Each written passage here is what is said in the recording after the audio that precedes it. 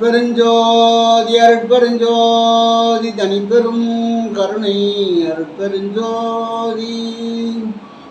நாம் அமர்ந்துள்ள இடத்தை சுற்றிலும் நல்ல தெய்வீக அருளாற்றலே நிரம்பியுள்ளன.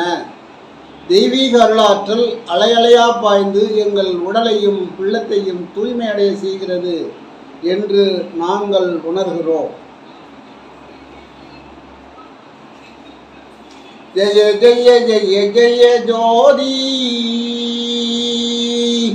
சின்மயமான ஜோதி.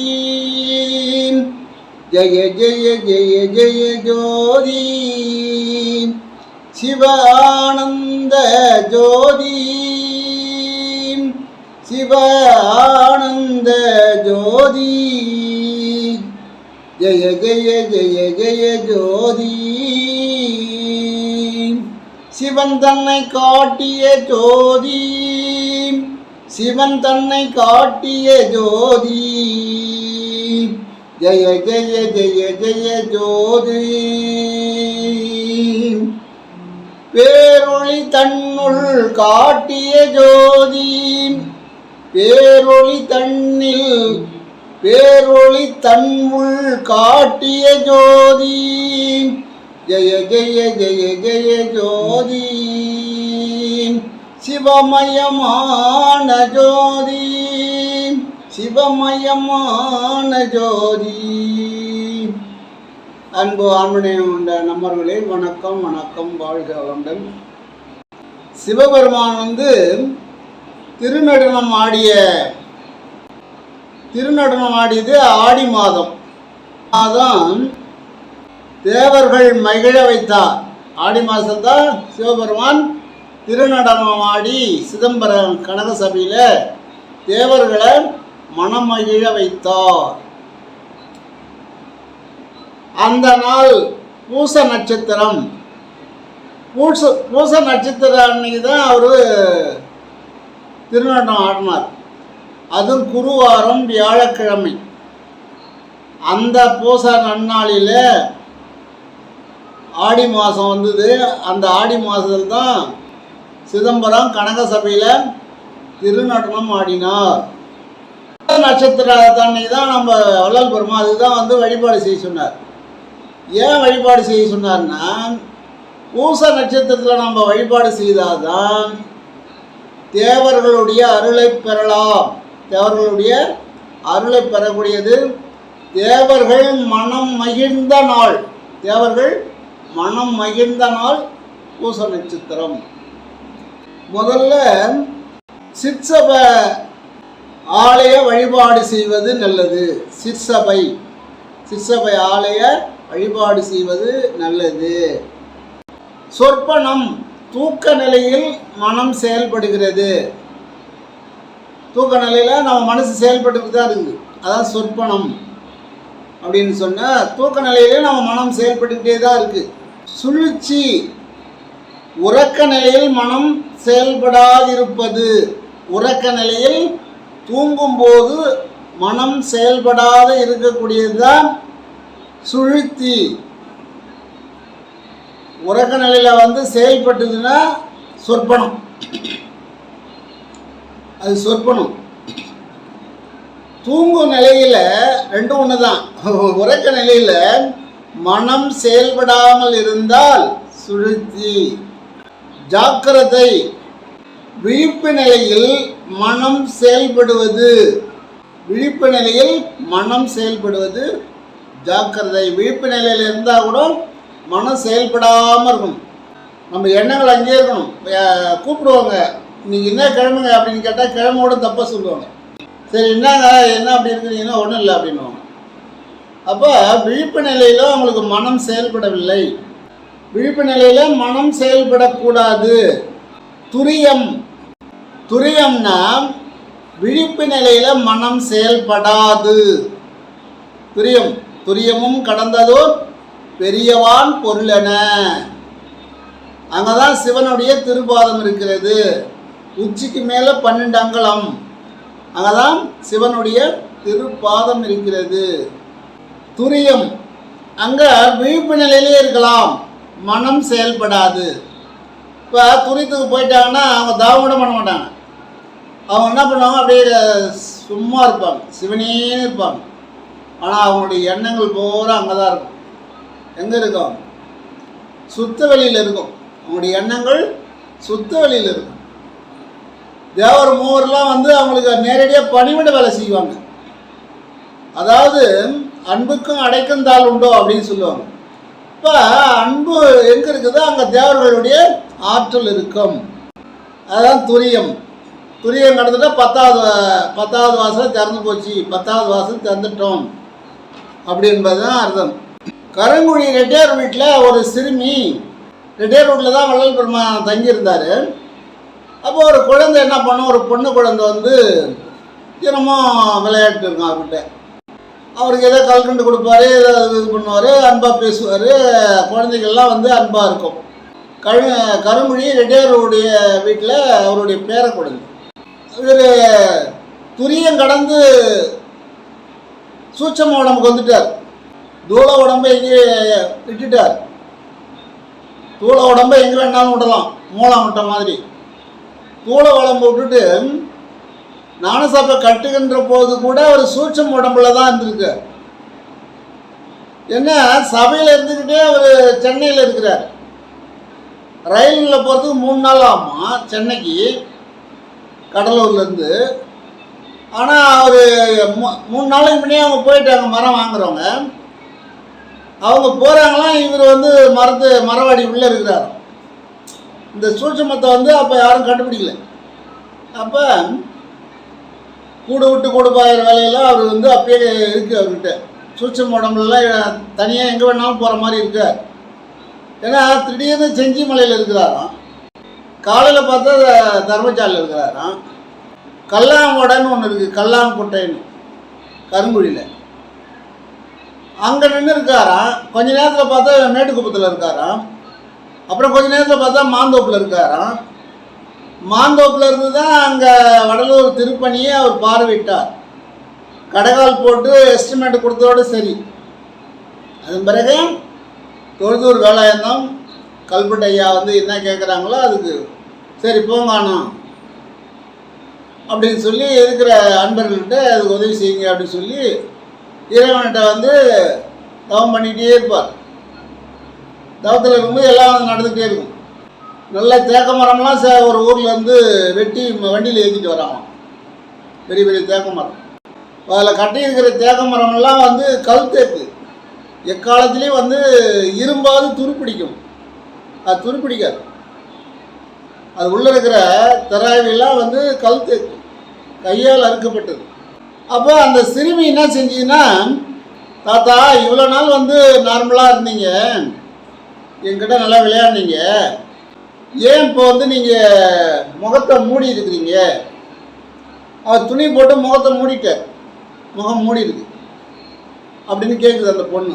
கேட்கும்போது வேணாம்மா, இன்றைக்கி நீ என் கண்ணை பார்க்கக்கூடாதுமா, அதனால் நான் பார்வை மூடி இருக்கிறேன் அப்படின்னு சொல்கிறார்.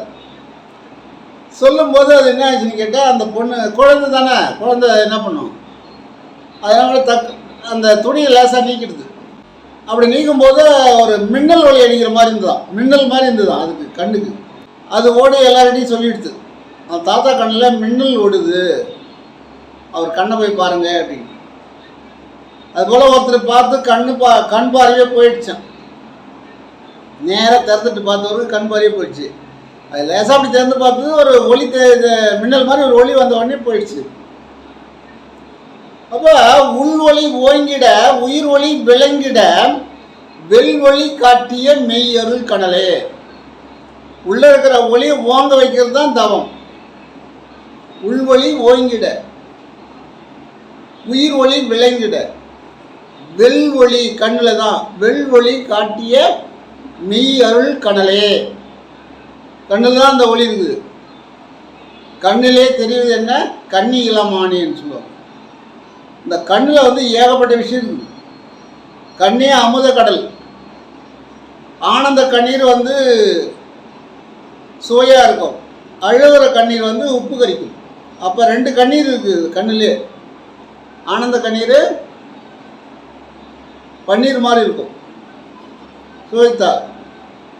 அழும்போது வரக்கூடிய கண்ணீர் சுவைத்து பார்த்தால் உப்பு கரிக்கும். இந்த குழந்தை தான் வந்து நேரடியாக பார்த்தது அவர் சூட்சம உடம்புல இருக்கும்போது. அப்போ இந்த நிலையை அடையணும் அப்படின்னு சொன்னால் நாம் வந்து சுத்தமாக இருக்கணும், நேர்மை இருக்கணும், தூய்மை இருக்கணும், வாய்மை இருக்கணும், பொறுமை இருக்கணும், இதெல்லாம் இருக்கணும், சுத்தம் இருக்கணும்.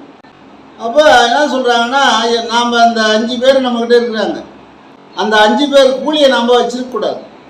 அவங்க கடனை அடைக்கணும். இந்த 5 பேர் முக்கியமானவங்க. நம்ம மேல்நிலைக்கு போகணுன்னா நம்ம வந்து மாசு இல்லாமல் இருக்கணும், எந்த வித தவறும் இல்லாமல் இருக்கணும்.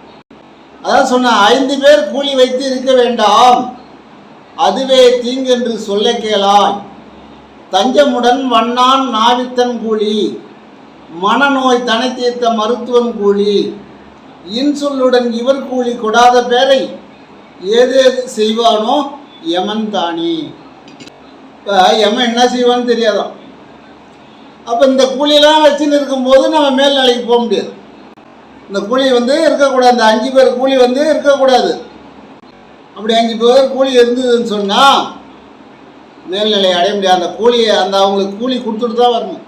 அதே போல் பெற்ற தாய் தகப்பனுக்கு நம்மளை வந்து 20 வயசு வரைக்கும் நம்மளை வளர்த்து நம்ம சம்பாதிக்கிற அளவுக்கு அவங்க ஆகாரம் கொடுத்தாங்க, நமக்கு மழை ஜலங்களை எடுத்து சுத்தம் செஞ்சாங்க, நம்ம வந்து குளிப்பாட்டி விட்டாங்க, நம்மளை வந்து எல்லாமே அவங்க பார்த்துக்கிட்டாங்க 10 வயசு வரைக்கும். அது பிறகு குளிக்கிற வேலையை நாம் பார்த்துக்கிட்டோம்னு வச்சுக்க, அது வரைக்கும் நாம் வந்து ஒரு 20 வயசு கடந்து சம்பாதிக்கும் போது தான் அவங்க நம்மளை விட்டுருக்காங்க. ஏன்னா ஒரு குருவி வந்து பறக்க ஆரம்பிச்சுட்டா தாய் குருவி கம்முன்னு இருக்கும், பறந்தால் அது போய் எடுத்துக்கும் அப்படின்னு. அந்த மாதிரி அவங்க 20 ஆண்டு காலம் நமக்கு பணி செஞ்ச பிறகு அவங்க 60லேருந்து 80 வரைக்கும் நாம் பணி செய்யணும். அவங்களுக்கு ஆகாரம் கொடுக்கறது, இல்லை உடைய துணி சுத்தம் பண்ணி கொடுக்குறது, அவங்களுக்கு வேண்டிய குழந்தை மாதிரி அந்த 20 ஆண்டு காலம் இந்த குழந்தை நாம் அவங்கக்கிட்ட வாங்கின கடனை, 20 ஆண்டு காலம் நாம் அவங்கக்கிட்ட வாங்கிய கடனை, செஞ்சோற்று கடனை அவங்க 60 to 80 இருந்தாலும் சரி, 90 இருந்தாலும் சரி இந்த கடன் அடைக்கணும். அதுவும் ஒரு கடன். பெற்ற தாய் தன்னை மகன் மறந்தாலும், பிள்ளையை பெறும் தாய் மறந்தாலும், உற்ற தேகத்தை உயிர் மறந்தாலும், உயிரை மேவிய உடல் மறந்தாலும், கற்ற நெஞ்சகம் கலை மறந்தாலும், கண்கள் இரண்டும் இமைப்பது மறந்தாலும், நற்றவத்தின் உள்ளிருக்கும் நமச்சிவாயத்தை நான் மறவேன். அப்போ நமச்சிவாயத்தையும் மறக்கக்கூடாது, இந்த கடனையும் அடையணும். அடைச்சாதான் நீங்கள் அந்த நிலைக்கு போக முடியும்.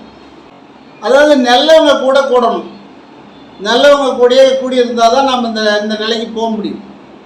இப்போ புலி, கரடி, சிங்கம், பாம்பு எல்லாமே வாழ்ந்துட்டுருக்கு. மனுஷனோட மனுஷனாக தான் அதுவும் வாழ்ந்துட்டுருக்கு. காட்டில் இருக்கிற சிங்கம் புலி சொல்லலை, ஊருக்குள்ளே சிங்கம் புலி எல்லாமே இருக்குது. டவுனில் பார்த்தா சிங்கம் புலியெலாம் இருக்குது, நரி இருக்குது, நயவஞ்சகமான நரியெலாம் இருக்குது. அப்போ அவங்களுக்கு பசி ஆற்றுதல் மட்டுமே செய்ய வேண்டும் அப்படின்றார். அது எப்பேற்பட்ட கொடியவங்களாக இருந்தாலும் பரவாயில்ல, பசி ஆற்றுவதை மட்டும் தவிர்க்கக்கூடாது அப்படின்னு சொல்கிறார். அப்போ அதான் சொல்கிறார், வேங்கை வரிபுலி நோய் தீர்த்த விடகாரி, வேங்கை வரிபுலி நோய் தீர்த்த விடகாரி, ஆங்கு அதனுக்கு ஆகாரம் ஆனால் போல், ஆங்கு அதனுக்கு ஆகாரம் ஆனா போல், பாங்கு அறியா புல்லறிவாளருக்கு செய்த உபகாரம் கல்லில் மேல் இட்ட களம் அப்படின்றது. இவ்வளோ ஒரு அழகாக எழுதியிருக்காங்க பாருங்க, அருமையான கருத்து. ஒரு புலி வந்து ஏதோ கீழே விழுந்தது, போச்சு, கால் ஒடிஞ்சுது, அதால் ஏந்து போய் இறை எடுக்க முடியல. சில நாள் பட்டினி கிடந்து உடம்பு அதுக்கு முடியல, படுத்த இடத்துலேயே படுத்துன்னு இருக்குது. அந்த காட்டு வழியாக ஒரு வைத்தியர் போகிறார், நாட்டு சித்த வைத்தியர் போனார். ஐயோ, ஒரு புலி வந்து இவ்வளோ கஷ்டப்பட்டு கிடக்குது, நம்மளை பார்த்துட்டு அது சும்மா அது மாட்டில் கேரளா அப்படி நம்மளை கண்டிக்காத மாதிரி இருக்குது, இதனால் வந்து அடிச்சிருக்குமே அப்படின்னு அவர் அந்த புதருள்ள அந்த புலியை போய் பார்த்து என்னன்னு பார்த்தாக்கா அது காலில் வந்து அப்படி இருக்குது. அப்புறம் அவர் என்ன பண்ணார், மருந்து வச்சு அது கட்டெல்லாம் கட்டி அப்புறம் வீட்டுக்கு போயிட்டு அதுக்கு தீனி, அதுக்கு ஆகாரம் கொண்டாந்து கொடுத்து அது என்ன சாப்பிடுமோ அந்த ஆகாரம்லாம் கொடுத்ததுக்கு கொடுத்துட்டு வர்றார். வைத்தியர் தினமும் போயிட்டு அதை பார்க்குறார். அந்த காலை வந்து தினமும் கட்டு அவுத்து எல்லாம் கட்டுறாரு. அப்போ புலி கம்முன்னு இருக்குது, எதுவுமே பண்ணலை. வைத்தியர் நினைச்சார், பரவாயில்ல, புலி வந்து தன்னை உணர்ந்துருது அப்படின்னு. ஏன்னு கேட்டால் அது கொஞ்ச நாள் பட்னியை கடந்து உடம்பு போயிடுச்சு, அதனால் ஏந்து ஒன்றுமே பண்ண முடியாத நிலையில் இருக்குது. அதனால் அது ஆகாரம் கொடுக்குறாரு, வாங்கி சாப்பிடுது, வைத்தியம் பார்க்குறாரு. இப்படியே சில காலம் போச்சு. புலி ஏந்து நடக்க ஆரம்பிச்சுது. வைத்தியர் என்ன பண்ணணும், அது நடக்குதுன்னு சொல்லிட்டு அந்த பக்கம் போகாது, அதோட விளைக்கணும். ஒரு என்ன பண்ணார், மனசு கேட்கல, இன்னும் ஏதாவது பாதிப்பு இருக்குதா, இல்லை நல்லா இருக்குதா, ஏற்கனவே இந்த மாதிரி இருக்குதான்னு சொல்லி காட்டுக்கு போகிறார். போயிட்டு அந்த புளியை பார்க்க போகிறார். அது ஏந்து நின்றுன்னு இருக்குது, அது நல்லாவே இருக்குது. ஏந்து நின்றுது என்ன பண்ணுச்சுன்னு கேட்டால் அவரை அடிச்சுது. வைத்தியரை அடித்து சாப்பிடுது. தன் உயிரை காப்பாற்றின ஒரு வைத்தியரை அந்த புலி அடித்து சாப்பிட்டு. அந்த மாதிரி புலி நாட்டில் இருக்குது, மனுஷனோட மனுஷனாக இருக்குது. அதை தான் சென்னையில் ஒரு மகான் சொன்னார், ஒரு சித்தர், நாய் போகுது, புலி போகுது, கழுத போகுதுன்னு. ஏன்னா அவருக்கு தெரியுது ஞானத்தில் இதனுடைய குணம் என்னென்ன குணம் இருக்குதோ அந்த குணத்தில் அவர் சொல்லின்னு இருக்கார் வள்ளலார் காலத்தில். அப்போ ஒரு புலிக்கு போய் உபகாரம் செய்ய போய் வைத்தியரை சாப்பிட்டுடுது. அதான் வேங்கை வரிபுலி நோய் தீர்த்த விடகாரி ஆங்கு அதனுக்கு ஆகாரம் ஆனால் போல் பாங்கரியா புல்லரி வாளருக்கு செய்த உபகாரம் கல்லின் மேல் இட்ட களம். ஒரு மண்பானையை வந்து ஒரு கல் மேலே போட்டால் என்ன பண்ணும், பொடி பொடியாக ஆகிடும். அதான் கல்லின் மேல் களம்னா மண்பானை, கல்லின் மேல் இட்ட களம். ஒரு கல்லில், ஒரு பாறாங்கல்லில், கருங்கல்லில் ஒரு மண்பானையை போட்டால் எப்படி செதறி உடஞ்சி ஓடுமோ அதுபோல தான் இவங்களுக்கெல்லாம் செய்யக்கூடிய உபகாரம் செஞ்சவனே மறுபடியும் அவங்க வேலை முடிச்சுடுவாங்க. ஐயோ உபகாரம் செஞ்சாங்களேன்னு அந்த நன்றி இருக்காது. நன்றி மறப்பது நன்றல்ல அப்படின்னு சொன்னார். அது ஒரு தம்பி சொல்கிறான், அன்றே மறப்பது நன்றுன்னு சொல்லிட்டாரு அப்படின்றான். அப்போ அந்த புலிக்கு சம்மானம் தானே. என்கிட்ட இது போல் ஒரு உதவி கேட்டார் ஒருத்தர். அவர் இறக்குற காலத்தில் இருந்தார், இறந்துருவாருன்ற மனநிலையில் இருந்தார். அப்புறம் நாம் ஏதோ பார்த்து அவருக்கு என்னென்ன செய்யணும், இப்படி இருக்கணும், அப்படி போகணும், ஏதோ பண்ணி விட்டோம், சரியாகி போச்சு. எல்லோரும் ஆச்சரியப்பட்டாங்க, அவர் இல்லைன்னா அவன் இறந்து போயிருப்பான் அப்படின்னு. அப்போ அவர் கொஞ்சம் நல்லபடி ஆகிட்டார். நல்ல ஒரு பொருளாதாரம்லாம் நல்லா இருக்கார். அப்போ சில பேர் கேட்குறாங்க, என்ன அன்றைக்கி அவர் தானே இருந்து உங்களை சரி பண்ணி விட்டார், ஏதாவது கொஞ்சம் அவரை போய் என்ன ஏன்னு பார்க்க மாட்டேற அப்படின்னு கேட்குறாங்க. அதுக்கு அவர் சொல்கிறார், நன்றி மறப்பது நன்றல்ல, ஆனால் அன்றே மறப்பது நன்றுன்னார் அவர். அப்போ தான் நான் நினச்சிட்டேன் இந்த புலிக்கு சமமானவன் அப்படின்னு. புலி அடிச்சிடுது, ஆனால் அவன் அடிக்கலை, அவ்வளோதான். இதுதான் தேசம். நன்றி மறந்து போச்சு. இப்போ அப்துல் கலாம் வந்து கேரளாவில் அந்த விஞ்ஞான ஆராய்ச்சியில் இருக்கும்போது திருவனந்தபுரத்தில் ஒரு காலனி தைக்கும் தொழிலாளி அங்கே வந்து காலனிலாம் சொப்பனிட்டு அப்போல்லாம் தோலால் ஆன செருப்பு தான் போடுவாங்க, தோல் செருப்பு தான் இருக்கும். அதை அவர் வந்து அங்கே வந்து ஆஃபீஸுக்கு போகும்போது அதை பிச்சுக்கிச்சுனா வந்து தைச்சிட்டு போவார்கள். அதன் பிறகு அங்கேருந்து ஹைதராபாத் போனார், அங்கேருந்து ராஜஸ்தான் போயிட்டார். இப்படி போயிட்டு அவர் அணு ஆராய்ச்சியில் முன்னேறிட்டு போகிறார். அதன் பிறகு அவர் வந்து ஜனாதிபதியாக வந்துட்டார். ஜனாதிபதியாக வந்து திருவனந்தபுரத்துக்கு ஒரு நிகழ்ச்சிக்கு வரார் அப்துல் கலாம். நிகழ்ச்சிக்கு வந்தார். நிகழ்ச்சி முடித்த உடனே உயர் போலீஸ் அதிகாரங்களை இன்ஸ்பெக்டரை கூப்பிட்டு, ஏன் இந்த இடத்துல காலனி தைக்கக்கூடிய ஒரு தொழிலாளி உட்காந்துருப்பார், நீங்கள் போய் அவரை கொஞ்சம் காரில் கூட்டின்னு வந்துடுங்க அப்படின்னு சொன்னாராம். அப்போ அவங்க போயிட்டு காரில் போயிட்டு அவங்க போய் தேடுறாங்களாம். தேடும்போது அவர் சொன்ன அட்ரஸில் அவர் உட்காந்துருக்கார். சரி, அப்துல் கலாம் வந்து உங்களுக்கு தெரியுமா அப்படின்னு கேட்டாங்களாம் உயர் அதிகாரிகள், போலீஸ் அதிகாரிகள். என் முதல் பயப்படுறாரு. என்னங்க இல்லை அப்துல் கலாம் உங்களுக்கு தெரியுமா? தெரியுங்க, அவர் என்கிட்ட தான் வந்து காலணிலாம் தைச்சிட்டு போவார் அப்படின்னு. உன்னை கூப்பிட்டார், சொன்னார் ஏறி உட்காருங்கன்ட்டு. அந்த செருப்பு துவைக்கும் தொழிலாளிக்கு மட்டும் மகிழ்ச்சின்னா மகிழ்ச்சி தானே. ஒரு ஜனாதிபதி நம்மளை கூப்பிட்றாருன்னா என்ன விஷயம்? அப்படி போகும்போது இவர் அழுகு துணியோடு போகிறாராம். அப்போ அப்துல் கலாம் கூப்பிட்டு பக்கத்தில் உட்கார வச்சு, எப்படிப்பா, என்ன நல்லா இருக்கிறியா, என்ன பண்ணுற, வீட்டில் எல்லாம் நல்லா இருக்கிறாங்களா அப்படின்னு நல்லா விசாரிக்கிறார். அந்த தொழிலாளிக்கு கண்ணில் தண்ணி வருதான். நீங்கள் ஜனாதிபதியாக ஆன போது கூட என்னை மறக்காத நீங்கள் கூப்பிட்டு பேசுகிறீங்களே அப்படின்னு. அதுதான் நன்றி மறப்பதில்லை.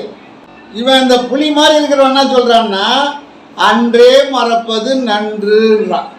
நன்றி நீ செஞ்ச, அன்றே மறப்பது நன்றுன்றான். அதான் வேங்கை வரி புளியது, அது புளியது. ஆனால் 20 ஆண்டுக்கு பிறகு தனக்கு காலனி தச்சு கொடுத்த ஒரு தொழிலாளியை போய் ஒரு ஜனாதிபதி பார்க்குறாருன்னா எப்பேற்பட்ட ஒரு நன்றி அது. அது மட்டும் இல்லாத, அவர் ஜனாதிபதியாக இருக்கும்போது உதவியாளர் ஒருத்தர் கூட இருப்பாருங்க எல்லாருக்குமே. அவரை கேட்டாரா, என்னம்மா உங்கள் வீட்டில் எல்லாம் நல்லா இருக்காங்களா அப்படின்னு. இல்லைங்க, எங்கள் வீட்டில் தான் வந்து கொஞ்சம் உடம்பு சரியில்லாமல் இருக்காங்க, தவறி கீழே ஊற்றிட்டாங்க, கால் ஒடிஞ்சு போச்சு அப்படின்னு சொன்னார். அப்படியா, சரி போப்பான்ட்டார். மறுநாள் காலையில் பார்த்தா அவங்க வீட்டை சுற்றி போலீஸ் நிற்குதான், இராணுவம். என்ன இது நம்ம வீட்டை சுற்றி வந்து போலீஸ் நிற்குதுன்னு சொல்லிட்டு பார்த்தா அவருக்கே தெரியாதான். இவர் போய் இறங்கி உள்ளே போகிறாரு அவங்க வீட்டுக்கு. உள்ளே போய் என்னம்மா எப்படி இருக்கீங்க, நல்லா இருக்கிறீங்களா அப்படின்னு செஞ்சு பார்த்து கேட்டு நல்லா விசாரிச்சுட்டு வந்தார். இப்போ சாதாரண ஒரு கூட இருந்த ஒரு ஊழியருக்கு என்னுடைய வீட்டில் உடம்பு சரியில்லைன்னும் போது போய் பார்த்துட்டு வர்றார். அவர் நன்றி மறக்காதவரா, நன்றி செஞ்சவங்கள அன்றே மறந்துடுது அப்படின்னு சொல்கிறவர் எப்படி? அவர் புலிக்கு சமமானவர். இவர் தான் மாமனிதர் மட்டும்தான் மறக்க மாட்டாங்க. இன்றைக்கி எல்லா நாட்டுக்கும் அவர் தெரியுது. யாருக்கு? நன்றி மறக்காததுனால எல்லா நாட்டுக்கும் அவர் தெரியுது. அப்போ இன்னொன்று நம்ம அவர்கிட்ட நம்ம தெரிஞ்சுக்கணும். யார்கிட்ட? முன்னாள் ஜனாதிபதி அப்துல் கலாம் அவர்கிட்ட நாம் ஒன்று தெரிஞ்சுக்கணும். அவர் என்ன சொல்கிறாருன்னா, நான் முடியாதென்று எதையும் நினைத்ததில்லை சொல்கிறார். நான் முடியாதுன்னு நினைக்கல. நான் ஒரு 15 வயசு இருக்கும்போது நியூஸ் பேப்பர் கொடுத்த எல்லா வீட்டுக்கோ கடைகளுக்கெல்லாம் அந்த பணியை செஞ்சுட்டு இருந்தேன். ஏன்னா குடும்பத்தினுடைய வறுமையால் செஞ்சேன். அதை செஞ்சுட்டு தான் நான் பள்ளிக்கூடம் போவேன். அந்த வேலையை முடிச்சுட்டு தான் போகிறோம். இப்போ எளிமையான ஆகாரம் சாப்பிடுவோம். குடும்பம் பெரிய குடும்பம், ஏழ்மையான குடும்பம் அப்படின்னு சொல்கிறார். அவர் கல்லூரியில் படிக்கும்போது, சென்னை ஜோசப் கல்லூரியில் படிக்கும்போது, அசைவம் சாப்பிட்டா கொஞ்சம் காசு செலவு அதிகமாகுமா, சைவனா செலவு கம்மியாகுமா. அதனால் அவர் பொருளாதாரம் இல்லாத காரணத்தினால அசைவத்தை விட்டுட்டு சைவமே சாப்பிட்டாராம் சென்னையில். அப்போ அங்கே 2 ஆண்டோ 3 ஆண்டோ இருந்து படித்தார். வறுமையினால் அந்த மாதிரி தன்னுடைய ஆகாரத்தையே குறைச்சிக்கிட்டார். ஆனால் அன்றைக்கே விட்டது தான். பிறகு வசதி வந்த போது கூட அவர் அதுக்கு போகல. அன்னையோட அவர் வறுமையால் விட்டுட்டு வந்தார் அசைவத்தை. அப்போ அவர் என்ன சொல்கிறாருன்னு கேட்டால், நான் ஒரு விஞ்ஞானி ஆகணும், நான் ஆகாய விமானத்தில் போகணும், நானே ஆகாய விமானம் ஓட்டணும் அப்படின்லாம் கனவு கண்டார். நினைப்பாரான், தினமும் நினச்சிட்டு இருப்பாரான். அதே போல் அவர் விமானத்தில் ஏகப்பட்ட நாடுக்கு போனார், நிறைய பயணம் செஞ்சார், விமானமும் ஓட்டி பார்த்தாரு, இராணுவ விமானத்தை ஓட்டி பார்த்தாரு. அப்போ அவர் நினச்சது நிறைவேறி போச்சு. அதனால தான் அவர் என்ன சொல்கிறாரு, எதிர்காலத்தில் வரக்கூடிய இளைஞர்களே, நீங்கள் முடியாது என்ற ஒரு கொடிய நோயை விரட்டுங்கள் அப்படின்றார். அவர் அனுபவிச்சு சொல்கிறார். யார்? முன்னாள் ஜனாதிபதி அப்துல் கலாம் அனுபவித்து, நான் நினைச்சதை நான் கனவு கண்டேன், நான் வெற்றி பெற்றேன், நீங்களும் கனவு காணுங்கள் பூசலாரை போல் பூசலாறு இதே போல் கனவு கண்டார். காஞ்சிபுரத்தில் பூசலாறு அவரால் கோயில் கட்ட முடியல, மானசீகமாக கோயில் கட்டினார். கனவு கண்டார். கண்ணை மூடிக்கிட்டு பெரிய கோயில் கட்டுற மாதிரியும் ராஜகோபுரம் கட்டுற மாதிரியும் மூலவர் கட்டுற மாதிரியும் எல்லாம் கட்டி கும்பாபிஷேகம்லாம் நடத்துகிறார் மனக்கண்ணாலே. காஞ்சிபுரத்தில் பூசலார். அதுபோல் அப்துல் கலாம் வந்து தன்னுடைய மனத்தாலே வந்து அணுசோதனை செய்யணும், நம்ம ஒரு விஞ்ஞானியாக வரணும், நம்ம நாட்டுக்கு ஒரு பாதுகாப்பு ஏற்படுத்தணும், நம்ம நாட்டுக்கு ஒரு நல்ல பேரை வாங்கி கொடுக்கணும். அவர் நினச்சிருந்தா அவருடைய ஒரு திறமைக்கு வெளிநாட்டில் போய் அவர் பணம் வேணும்னா அவர் பெரிய கோடீஸ்வரன் ஆகிருக்கலாம். ஆனால் என்னுடைய தாய் நாட்டை விட்டு போக மாட்டேன் அப்படின்ட்டு வெளிநாட்டவரெலாம் கூட்டு பார்த்தாங்களாம். அதெல்லாம் வர முடியாது, என் நாட்டில் தான் இருப்பேன், என் நாட்டை தான் காபந்து பண்ணுவேன் சொன்னார். 2020க்கு மேலே நாடு வல்லரசு ஆகும். இப்போ சொல்கிறாங்க 3வது இடத்துல இருக்குது அப்படின்னு சொல்லி சொல்கிறாங்க, 3வது இடத்துல இருக்குது. அப்போ அவர் சொன்னது நடக்குது. யார்? அப்துல் கலாம் சொன்னது நடக்குது.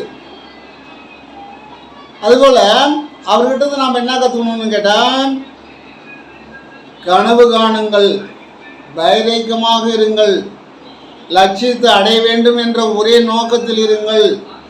முடியாது என்றும் முடியாது என்று சொல்லக்கூடிய ஒரு கொடிய நோய் அது.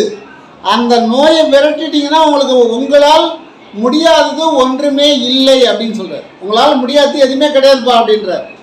நான் நினச்சேன் முடியாதுன்ற நோயை நான் விரட்டினேன், நான் எல்லாத்தையும் வெற்றி பெற்றேன். ஒருத்தர் கேட்குறாரு, ஏங்க நீங்கள் இவ்வளோ வசதியெலாம் இருக்கீங்க, இவ்வளோ சம்பளம் வாங்குறீங்க போகிறீங்க, ஏன் நீங்கள் ஒரு திருமணம் செஞ்சுக்கிட்டா என்ன அப்படின்னு கேட்டாராம் ஒரு நண்பர்.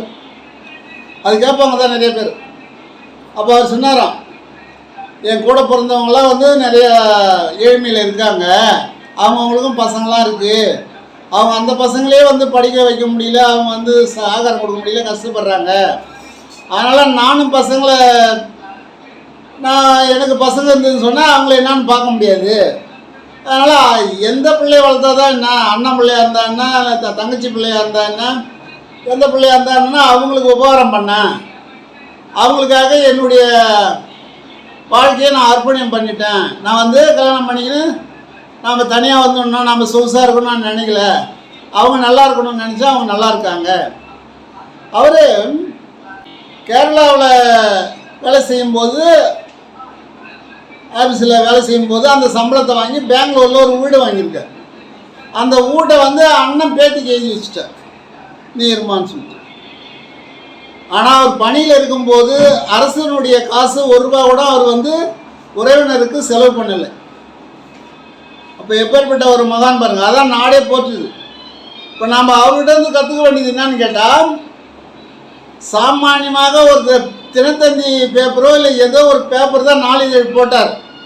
அவ்வளோ ஒரு வறுமையில் இருந்தவர் அசைவம் சாப்பிட்டா செலவு அதிகமாகும் சொல்லி சைவத்துக்கு சும்மா ஒரு சாம்பார் சாதம் ஒரு தயிர் சாதம் வாங்கி சாப்பிட்டுட்டு படித்தார் கல்லூரியில்.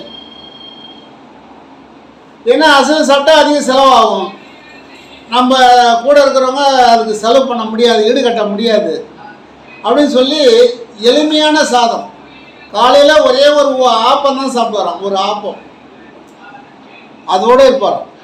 அதோட மதியம் அது போல் ஒரு எளிமையான சாப்பாடு தான், இரவும் அந்த மாதிரி தான் ஒரு ஆப்பம் பண்ணணும். அப்போ அவர் வந்து ஆகாரத்தையே வந்து ரொம்ப வள்ளலார் சொன்ன மாதிரி கால் பங்காகிட்டார். ஆகாரம் குறைய குறைய அறிவு மேல் வந்துச்சு. ஆனால் விடாமுயற்சியாக இருந்தார். குரானை படிக்கும்போது குரானை படிக்க தவற மாட்டாராம். குரானை படிக்கும்போது அவர் சொல்லுவாராம் இறைவன்கிட்ட, இறைவா உன்னையே நாங்கள் வணங்குகிறோம். இறைவன் என்ன சொல்றார்? உன்னையே நாங்கள் வணங்குகிறோம், உன்னிடமே நாங்கள் உதவி கேட்கின்றோம், உன்னிடமே நாங்கள் உதவி கேட்கின்றோம்.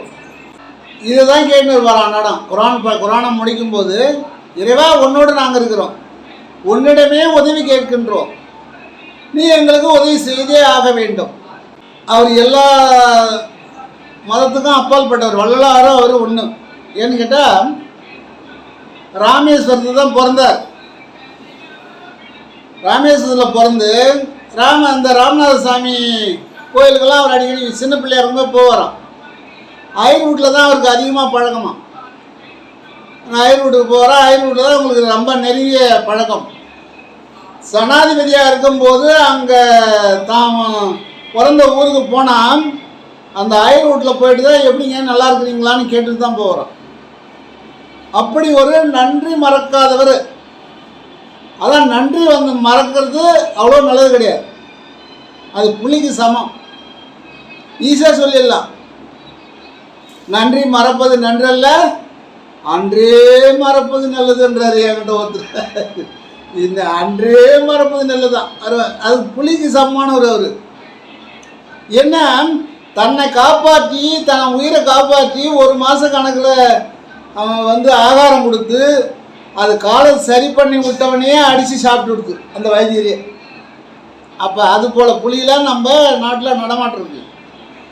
இது தவநிலையில் வரும்போது நல்லவங்க யாரு கெட்டவங்க யாரு அப்படின்றது கண்டிப்பாக தெரியும்.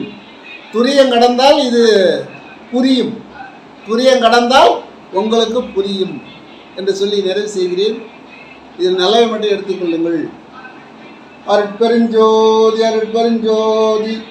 நீண்டாயில் நிறை செல்வம் உடல் நலம் உயர் புகழ் மெய்ஞானம் பெற்று ஓங்கி வாழ்க வாழ்க வளமுடன்.